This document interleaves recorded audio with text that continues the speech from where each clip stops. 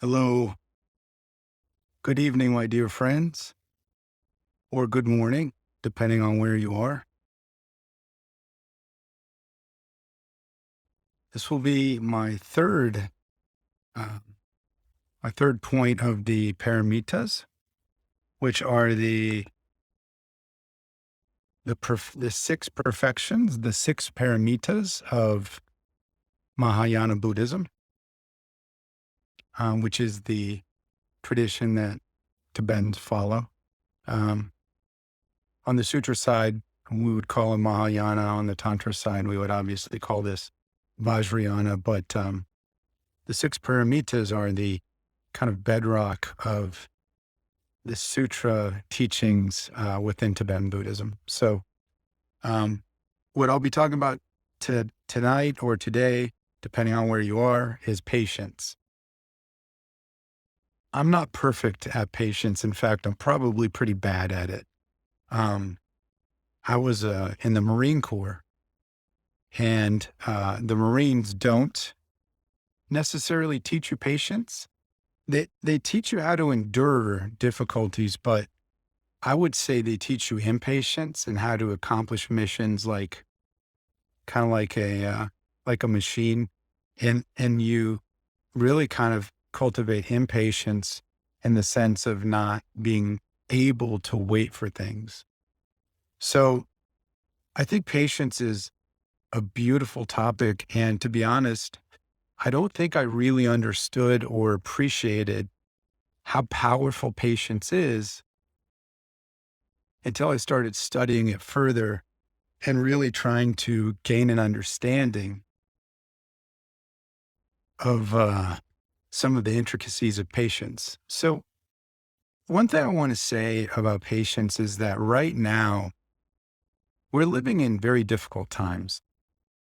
Um, there's a great deal of instability in the world, and if you follow some of the statistics about mental health and people's mental well-being, stability, that kind of stuff, you'll see that a lot of people are suffering from increased levels of anxiety, increased levels of depression, fear, um, general inability to kind of handle their lives. And so I think patience is really important. So I actually think that there will be several sessions where I talk about patience. And I want to begin to share what some of these brilliant, beautiful, compassionate, loving, intelligent masters have shared with us. I'm in love with Tibetan Buddhism. I have so much profound respect for the teachings that they've shared with us. The teachings are so profound. And when I begin to read them and seriously study them, I get I'm just very grateful, very grateful. So I want to start by sharing something. This is a quote from Pabonka Rinpoche. Um, he was a master who gave a teaching, which was then collected into a book called Liberation in the Palm of Your Hand. It's a giant book. It's called a Lamrim book, which Lamrim means graduated path to enlightenment. And it's said that the whole entire path to Buddhism or to Buddhahood, the whole entire path to becoming a Buddha, from the very beginning all the way up, is included in the Lamrim, which makes it special. Um, Here's the quote: "Patience is by nature the mind being undisturbed by any harm that is inflicted or being undisturbed by suffering." It says in engaging in the deeds of bodhisattvas, unruly sentient beings cannot all be subdued, and they are as vast as space. If you defeat this angry mind, it is the same as defeating them all. In other words, anger is what we, in other words, anger is what should be defeated. Anger, if not defeated, is most dangerous and heavy. So that is extremely powerful. So essentially, the sentence that stood out to me is where it says unruly sentient beings cannot all be subdued, and they are as vast as space. So when we think about the state of the world right now, it's very difficult. There's so much difficulty. There's so much violence. There's wars. You have leaders like Putin. You have leaders like Trump tried to overthrow America. You have a massive pandemic, COVID, that has destroyed so many lives.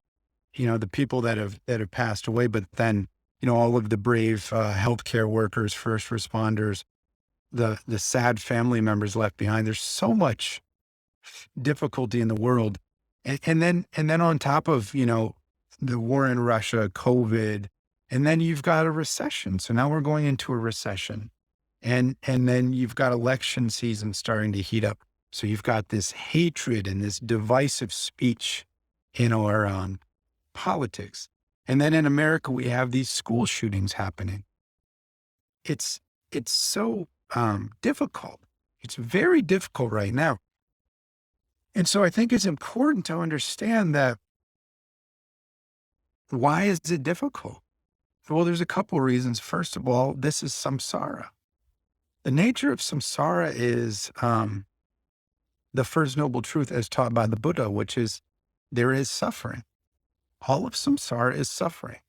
Samsara is, if you're new to Buddhism, samsara is being born, so birth, aging, decay, death, birth again, aging, decay, death, and all of it's suffering because whatever we want is impermanent.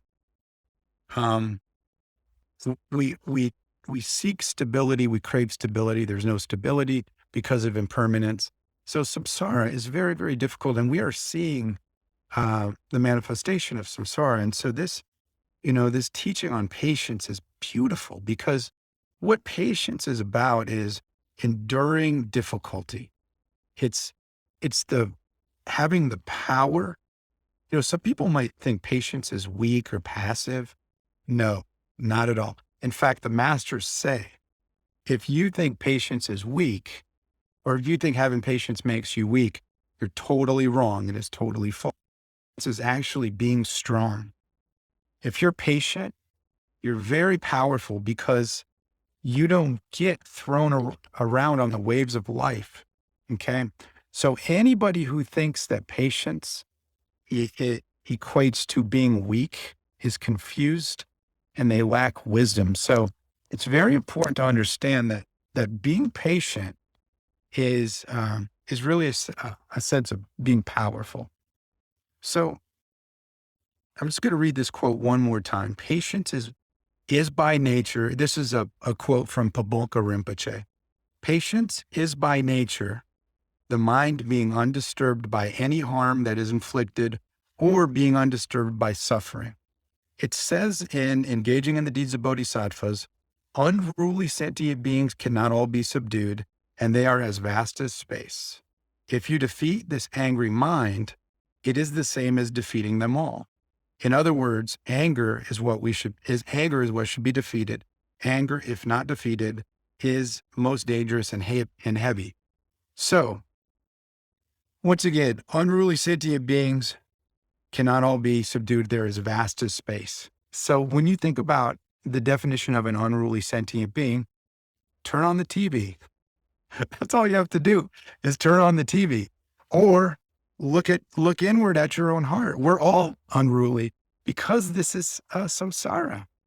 All of us have anger, attachment, delusion, jealousy, pride. We're competitive. We're selfish. I want me. I want what I want. That's now we are that way to varying degrees, right?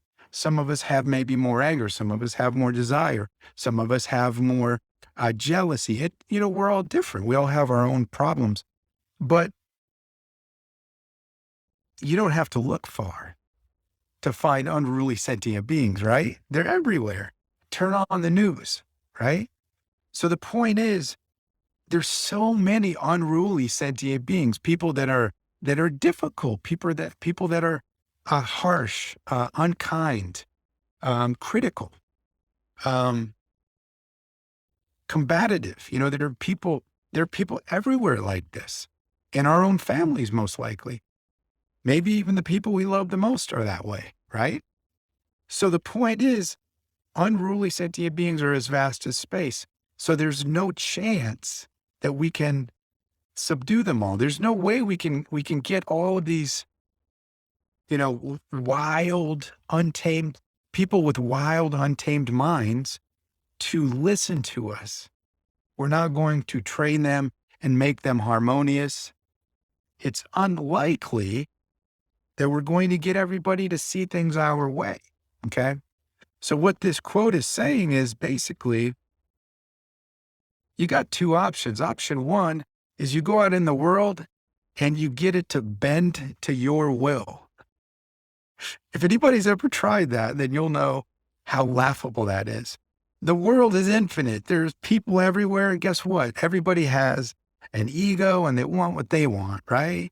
So there's no way that we can go out there and get everybody to do what we want.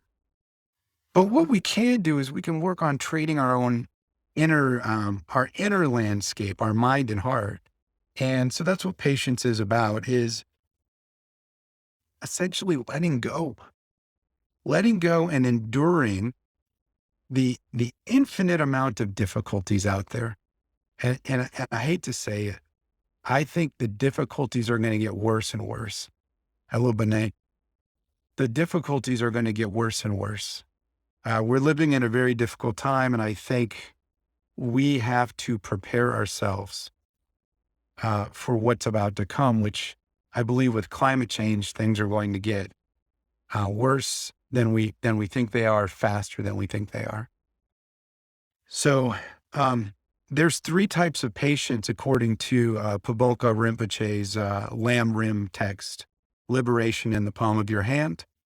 The three types of patience are: number one, remaining calm in the face of your attackers; number two, accepting suffering; number three, to gain assurance in the Dharma. Now, under point number one, Pabolka says you must cultivate patience, but do this before you get angry. Once you're angry, it's too late. You must be patient and think about the drawbacks of anger. If you do not, you will make everyone, including yourself, unhappy.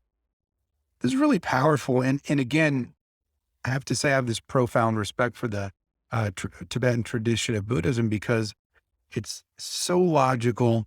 And if you just read and do what the Tibetan masters tell you to do, most likely you'll be happy. Really, you'll be happy. The level of intelligence of this tradition is beyond the scope of my understanding. They're just so profound. Okay. So he's saying, don't wait until you get angry. You have to practice patience now when things are good. And it's almost like you have to develop a mind state that your mind is impenetrable. Your mind is something that cannot be shaken, and make that commitment to patience. Because here's the thing. If we can develop patience that's very, very strong, then no matter what happens, we'll be peaceful, tranquil, happy, serene. Everybody around us might be really mad and upset, but we'll be like a rock. We'll be like a mountain just sitting there peacefully, because we will be focusing our energy with sustained focus and sustained effort on building patience. So I think this is important right now because the world's in such a state of distress, right? So that's the first point that he shared. The second point is, you might feel all this may be true, but how can I be patient when there are so many potential objects of anger? This is where it gets really good. There's this quote. I love this quote. It's from Shantideva. So in engaging in the deeds of bodhisattvas, Shantideva says, how could I find enough leather to cover the earth? Having leather on the soles of your sandals is the same as covering the whole earth. And the point is, there's people everywhere that are difficult. They're angry, they're rude. They don't say thank you. If you do something nice for somebody and you think they're going to say thank you, they won't. People don't do that. Okay. If they do, then that's great, but don't expect it, right? There's people everywhere that are unruly, difficult, um, opinionated, narrow-minded. There's just this is the reality of the modern world. Therefore, the idea of, hey, yeah, patience is a great idea, but how can I possibly be patient with all these difficult people? That's a fair question, and that's what was posed in the book. And then he gives this quote from Shantideva, and Shantideva basically just shares this earth-shattering idea. He says, if you want to walk around planet Earth barefoot, your feet are going to step on rocks, right? So if you're walking around and there's these sharp rocks and your foot steps on a rock, it's going to cut your foot, right? So Shantideva says, well, you could try to cover the whole earth in leather to protect your feet, but that would be impossible, right? So why not wear sandals on the soles of your feet? Then you don't have to cover any of the earth. You only cover your own 2 feet.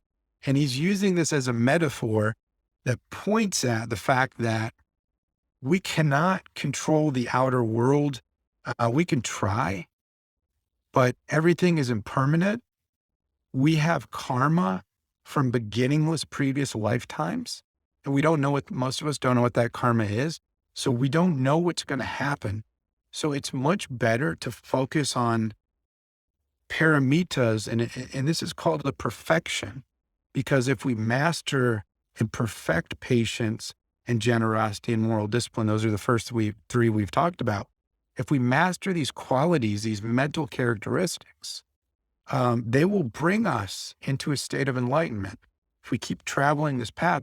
So I really believe patience is, I can't stress it enough how powerful it is, because it's like a silver bullet or a, and kind of an end all be all of one single thing that if you do it, if you focus with your whole heart, it'll protect you from everything.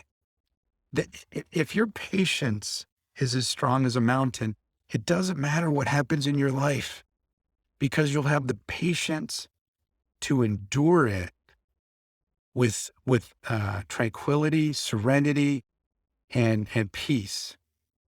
And how beautiful is that? If we have tranquility, serenity, and peace, it doesn't matter about the outside world. All of these things outside are no longer so important, right? The next thing that Pabonka Rinpoche talks about is, he says, check whether or not you could ever completely subdue your enemies. You'll find that you would never run out of enemies or subdue them all before the time came when there were no more sentient beings left. But if you subdue your anger, you will not have a single enemy, and it will be the same as subduing all your enemies. So again, there's the impossible feat of trying to control everything around us, which will never happen, right? We could try that. We could try to control our job. We could try to control people driving around on the highway, our friends, our family. We could try to control all this stuff, but there's no chance. There's no chance. There's no way that we can control anybody, no matter what we think. People are, they have their own minds and their own mental habits, and it's impossible to think that we can control anybody. So what we can do is we can train our mind. And if we train our mind on patience and we focus on becoming like a mountain, in that no matter what goes on around us, a hurricane, a tornado, an earthquake, if we're a mountain, we don't move. We're steadfast, and we're just very, very powerful. I really think patience is power. Makes you so strong, but in a gentle and peaceful way. It's a peaceful type of power. And that to me is very beautiful. Um, it will be difficult at first to be patient. It will become easy if you familiarize yourself through mind training. There are reasons why it is not right to get angry with someone who does you harm. Suppose a man hits you on the head with a club. This one's great. Suppose a man hits you on the head with a club. Think as follows to stop yourself from becoming angry. If I must be angry with the thing that actually causes the pain, I should be angry with the club. The club itself is powerless. It is being used. The man hitting you is powerless too. He is being forced to do this by the delusions in his mind stream. It profits you little to be angry with them, so it is wrong to be angry. It all comes down to one thing. The wrong way you behave is the most immediate causal factor for your being hit with the club. So this is really interesting, right? Because he's using this example of somebody hitting us with the club. Obviously, when somebody hits us with a club, we would get mad at the person swinging the club, right? We won't get mad at the club because the person swinging the club has a mind and has awareness. But what Pabolga Rinpoche is saying is, you can't be mad at the guy hitting you with the club because it's the club that's hitting you. But just the same way as the club is being controlled by the man who's hitting you, the man is being controlled by his mental afflictions. And therefore, he's just like the club. He does not have control. So when somebody's angry, a lot of what these Tibetan masters are saying is, don't look at the person. Don't be angry with the person. Actually be angry at the mental quality, which we call an affliction. So a lot of these masters say, it's not the person. You should not be upset with the person. You should dislike the mental quality or the affliction of anger, which, by the way, we all have anger. We all have the same anger, right? So I really feel like this is powerful. How long have I been rambling? This thing doesn't even tell me. I'll just talk about, you know what? I'll go to the end of the first point. So the next point that Pabolga Rinpoche says is, it's kind of similar to the example of a cane. He says, if fire burns your hand, it is your own fault for having touched it. It would not be right to get angry with the fire. Likewise, it is your own fault for provoking the other person. And it is not right to be angry with him. Since sentient beings are deluded by nature, it is wrong to be angered by them, just as it is wrong to be angry with the fire when you are burned. For the nature of fire is to heat and to burn. Still, you may feel such may be their nature, but I become angry with them because they did something to me unexpectedly. If that were so, it would be right to get angry with the sky when hailstorms come, but that is pointless. Thus, it's wrong to be angry with such people. So in summary, this is so logical. Again, it's hard not to have respect for the level of intelligence and the sophistication of thought and how well these Tibetan masters obliterate our wrong ideas about how things are. So they're saying, if you touch a fire, if you put your hand in the fire, it'll burn you because the nature of fire is to heat and burn, right? We all know that. So if you touch your hand in the fire, don't get mad at the fire because you're the one that put your hand in there, right? Similarly, the nature of people is we all have afflictions and delusions. It's just how it is. We all have anger, desire, jealousy, ignorance. I mean, we have this whole pride. We have a whole list of these mental afflictions. So if you're having a conversation with somebody and they get angry, don't blame them. You're the one that provoked them to get angry, right? Just like if you put your hand in the fire and gets burned, you don't get mad at the fire. You say, why did I do that? Similarly, if we have a disagreement with somebody and they get angry and yell at us, we put our hand in the fire. It's like putting your hand in a fire because people have the nature of ignorance and delusion. It's just, we all have, our minds are covered over by what we call obscuring afflictions. Okay. So we all have the habitual propensity to be angry, confused, jealous, ignorant, etc. Okay. And then the last thing that I'll share is this. sentient beings are paving a path for us to go straight to Buddhahood when they give us difficulties. This is something that's really quite profound. First of all, one of the things that's different and unique about Buddhism is the fact that normal people like us can become Buddhas. So a lot of other religions, you pray to a god, and he's the only one that has power. Buddhism is very different. We have power.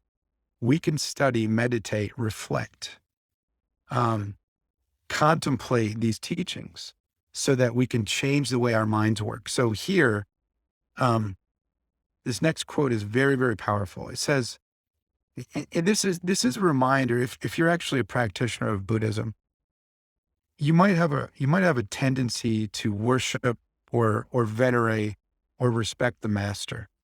That's pretty big in Tibetan Buddhism. In fact, Guru Yoga is a big practice where you visualize your Buddha above your head, and essentially you think of them as all love, all compassion, and you even visualize your guru as Buddha himself.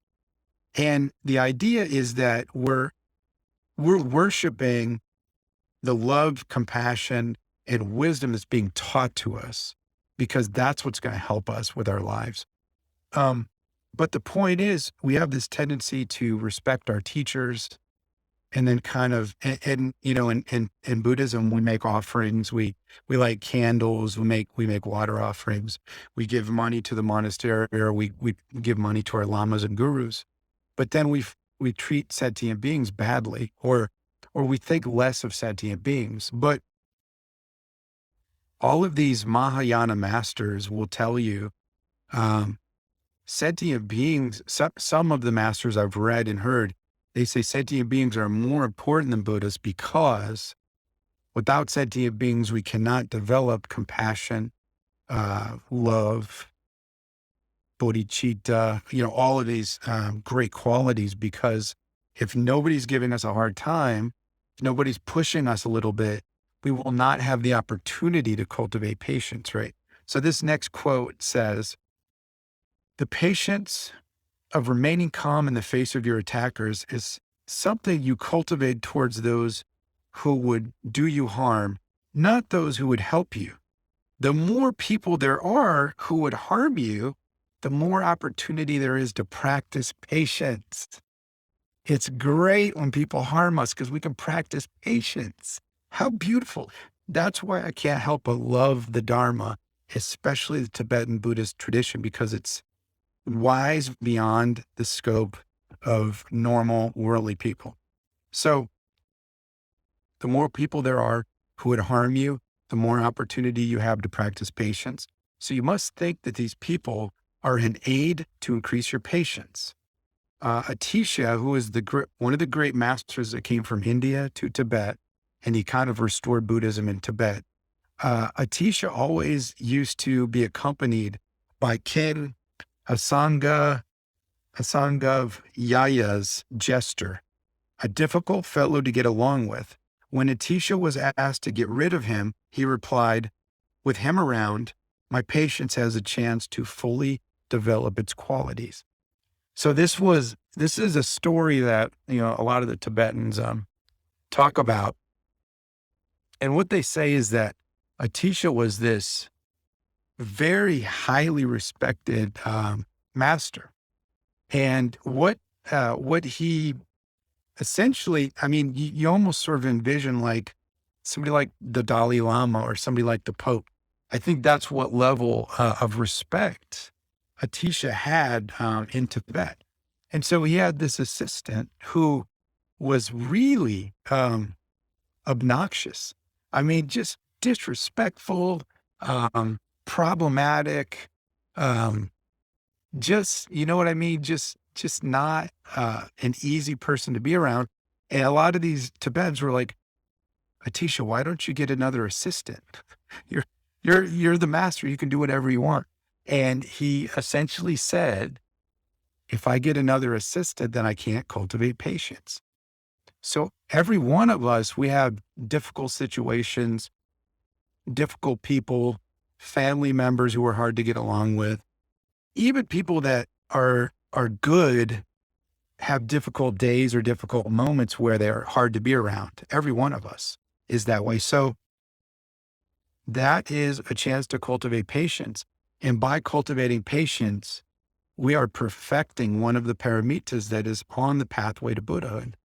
And oh, by the way, the best part of this is if we really truly cultivate patience, we can literally be happy right now because when you cultivate patience, you let go of trying to assert control over everything because you just come to the conclusion that if I cultivate patience and I let go of whatever's happening with a smile on my face and peace in my heart, then I'm free. And I think that's a wonderful topic to leave off on. And then, as I mentioned, there's a bunch of stuff to cover on patience. So I'll be doing a few more live sessions on patience. When we finish teaching, we always dedicate the merit. Before I do that, I don't think there's anybody left. Does anybody have any questions or comments before I discontinue the session?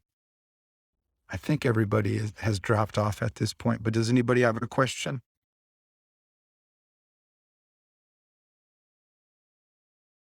No, I don't think so. Okay, so I'm going to dedicate the merit. In Tibetan Buddhism, anytime we do anything good, whether it's holding open the door for somebody or having a thought that I'm happy that person is doing well, which is called rejoicing, rejoicing in worldly activities or Dharma activities, no matter what it is, generosity, any good deed we do, we dedicate the merit. And dedicating the merit actually is said to preserve the merit so that if we ever do get angry, it cannot harm merit that has been dedicated. So it's a very profound practice.